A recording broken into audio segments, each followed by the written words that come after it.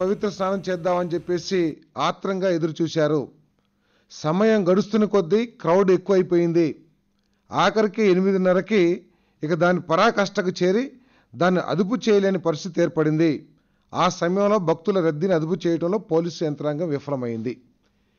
ఈ విధంగా రిపోర్ట్ ఇచ్చిన తర్వాత కూడా దీన్ని ఏదో అన్యాచురల్ డెత్ గానో లేకపోతే ఊహించిన పరిణామాల మూలంగానో చనిపోయిన విధంగా చిత్రీకరించడానికి ఈ ప్రభుత్వం ప్రయత్నం చేస్తుంది.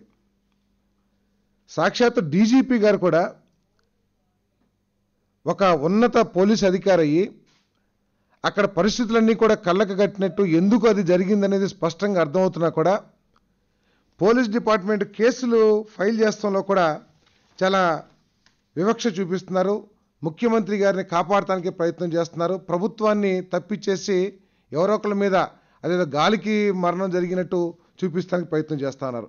174 సెక్షన్ కింద కేసు ఫైల్ చేసి అనుమానాస్పద పరిస్థితుల్లో ఈ మరణాలు జరిగినాయని చెప్పేసి ఏం అనుమానం ఉందండి? అక్కడ కలెక్టర్ గారే స్పష్టంగా రిపోర్ట్ ఇచ్చిన తర్వాత అక్కడ అనుమానాస్పద పరిస్థితులు ఏమున్నాయి?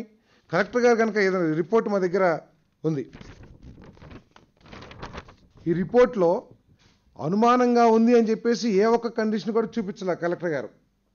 ఆయన చాలా స్పష్టమైన పరిస్థితుల్ని వివరించారు. దాంట్లో ముఖ్యమంత్రి గారి పేరు చెప్పి ముఖ్యమంత్రి గారు ఆయనతో పాటు వివిఐపీలు సరస్వతి ఘాట్లో 6:26కి వచ్చి అక్కడ స్నానం గంటన్నర సేపు చేయటం మూలంగా ఆ సమయంలో పవిత్ర ఆ ముహూర్తానికి స్నానం చేయాలని ఆతృత ఉన్న పిలిగ్రిమ్స్ అందరూ కూడా పెరిగి జరిగిందని చెప్పి స్పష్టంగా చెప్పారు. 174 కింద ఏ విధంగా ఫైల్ చేస్తారు? అనుమానాస్పద పరిస్థితులు అని చెప్పేసి ఏ విధంగా అంటారు దీన్ని? పోనీ కలెక్టర్ గారి రిపోర్ట్లను రాయాల్సింది. దీనికి అనుమానాస్పద పరిస్థితులు అనేది జరిగింది కానీ ఎవరు బాధ్యులు కాదని చెప్పేసి 374 దాని కింద చేయాల్సింది కేవలం 174 సెక్షన్ కింద చేసి negligence, death due to negligence అని చెప్పేసి ఫైల్ చేయాల్సింది. అనుమానాస్పద పరిస్థితులు అని చెప్పేసి చేస్తాం. చాలా దారుణం.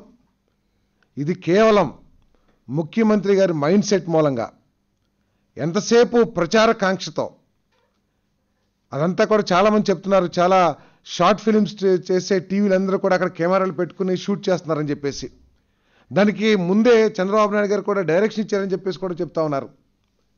కేవలం ఆ షార్ట్ ఫిలిం కోసం ఆ జనం కనపడే విధంగా ఆయన స్నానం ఆచరిస్తున్నట్టు చూపించడం కోసమే ఆ సరస్వతి ఘాట్లో స్నానం చేశారని చెప్పేసి చెప్పుకుంటా ఉన్నారు. సో ఈ విధంగా ముఖ్యమంత్రి గారు స్వయంగా దీనికోసం ఆయన చేష్టల మూలంగా ఇది జరిగినప్పుడు ఆయన ఏం చర్యలు తీసుకుంటారని చెప్పేసి మేము అడుగుతా ఉన్నాం.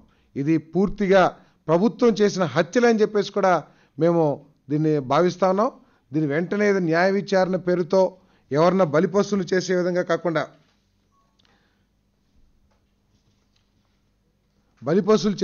కాకుండా దీని మీద చిత్తశుద్ధి ఉంటే, చంద్రబాబు నాయుడు గారికి ఏదైనా మనస్సాక్షి ఉంటే వెంటనే ఈయన రాజీనామా చేసి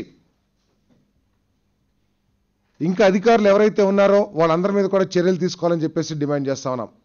అంతేకాదు ఆయన మొట్టమొదటి నుంచి కూడా ఈ పరిపాలనని తన మైండ్ సెట్ ప్రకారమే పరిపాలన చేస్తున్నాడు తప్పితే ఎక్కడ ప్రజల కోసం పరిపాలన చేస్తున్నట్టు ఎక్కడ కనబడతలేదు. ఎందుకంటే ఆయన కమిటీలు చూసాం. ఇంత పెద్ద ఎత్తున గోదావరి పుష్కరాలు నిర్వహించాలని తలపెట్టిన ప్రభుత్వం ఈ కార్యక్రమానికి ముఖ్య విధులు రెవెన్యూ, అదేవిధంగా పోలీస్ శాఖ, ఎండోమెంట్స్ వాళ్ళు చేస్తారు. దీంట్లో ఈ ముగ్గురు మంత్రులకి స్థానం కల్పించుకోకుండా తన ఇష్టమైన వాళ్ళకి నారాయణ గారు లేకపోతే పరకాల ప్రభాకరు ఎవరైతే జూనియర్ మోస్ట్ ఉంటారో తను చెప్పిన విధంగా ఎవరైతే తందాన అంటారో అటువంటి వాళ్ళని పెట్టుకునే ఇటువంటి కార్యక్రమాలు చేస్తున్నారు. కానీ సీనియర్లకు ఎవరికి కూడా దీంట్లో అవకాశం కల్పించుకోకుండా తన మైండ్ సెట్ ప్రకారం వెళ్తా ఉన్నారని చెప్పేసి మనం చేస్తా ఉన్నాను.